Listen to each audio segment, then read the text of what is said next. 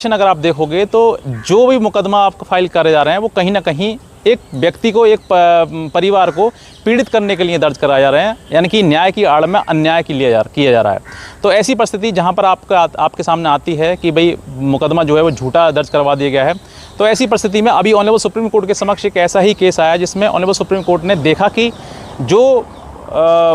पीड़िता है, मतलब लड़की है, महिला है, पत्नी है, वो उसने जो मुकदमा दायर किया है वो सिर्फ और सिर्फ एक मनगढ़ंत कहानी पे बना के डाल दिया है। और वो कहानी क्या थी मैं आपको वो भी बता देता हूँ। जो कॉमन कहानी होती है कि साहब मुझे इस दिन को मुझे मारा पीटा, मुझे घर से बाहर निकाल दिया, मुझे दहेज मांगते हैं और अब मुझे प्रताड़ित करते हैं, मुझे मेंटली टॉर्चर करते हैं, मुझे गालियाँ देते हैं, मुझे इस तरीके से मुझे दहेज की मांग करी मेरे से। तो ऐसी परिस्थिति सामने आती है, यानी कि ये सब कुछ जो कहानी पूरी बनाई गई, यानी कि पूरी मैनिपुलेट की गई इस कहानी को, इस कहानी में कोई एविडेंस नहीं, कुछ भी नहीं। अगर मारपीट की गई तो कहीं ना कहीं कोई इंजरी भी आई होगी, कोई इंजरी नहीं, उसका कोई मेडिकल भी होगा, कोई मेडिकल नहीं, कोई ट्रीटमेंट, कोई डॉक्टर से कहीं दवा सलाह कुछ ली होगी, कुछ नहीं,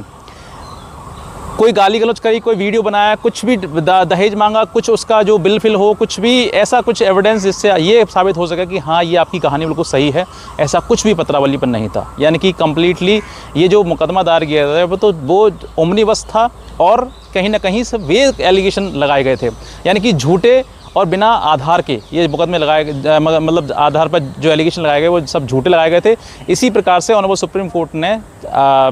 जो मुकदमा था सेक्शन 498A का दहेज का भी, साथ ही साथ में सेक्शन 12DB घरेलू हिंसा, दोनों का मुकदमा एक साथ ही एक ही SLP में ख़त्म कर दिया, रद्द कर दिया, क्योंकि पूरा मुकदमा झूठा था। और ऑनरेबल सुप्रीम कोर्ट ने ये भी कहा है this is the misuse of the law, यानी कि कंप्लीटली जो लॉ का है वो यूज़ है, और साथ में ये कहा है एब्यूज़ ऑफ द लॉ, यानी कि कानून को गाली देने के समान एक प्रकार से है। यानी कि ऐसे इस तरह की चीज़ें अगर सामने आती हैं, आपके भी अगर केस में है और लगता है कि आपको हाँ पूर्णतः झूठा है, तो मैं कहता हूँ आप इस जजमेंट की कॉपी लगा लीजिए। सामने जजमेंट मैंने आपको शो किया हुआ है, इसकी जजमेंट आपकी कॉपी लगाइए, आप अपने ही ट्रायल कोर्ट में जहाँ चल रहा है वहाँ करिए, वरना अगर हो सकता है तो आप हाई कोर्ट में इसका चैलेंज करिएगा। हाई कोर्ट में सीधे रिट पिटीशन सेक्शन 482 में 482 में आप